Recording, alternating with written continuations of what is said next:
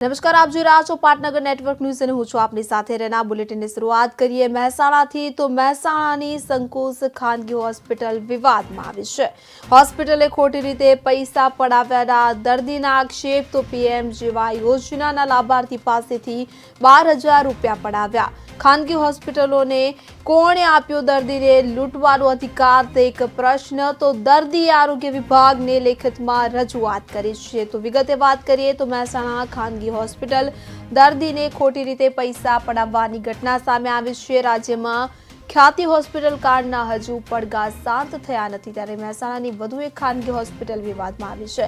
મહેસાણામાં આવેલ સંકુશ હોસ્પિટલે કેન્સરના દર્દી પાસેથી ઓપીડી ફ્રી અને અન્ય ચાર્જની વસૂલી કરી હતી કે તેમાં દર્દીએ આક્ષેપો લગાવ્યા છે કે પ્રધાનમંત્રી જન આરોગ્ય યોજનાના લાભાર્થી પાસેથી ખાનગી હોસ્પિટલ દ્વારા 12,115 રૂપિયા વસૂલ કરવામાં આવ્યા હતા। ત્યારે કેન્સરના દર્દીએ હોસ્પિટલના બિલ સાથે આરોગ્ય વિભાગને લેખિતમાં રજૂઆત કરી તેને પૈસા પરત અપાવવા વિનંતી કરી હતી।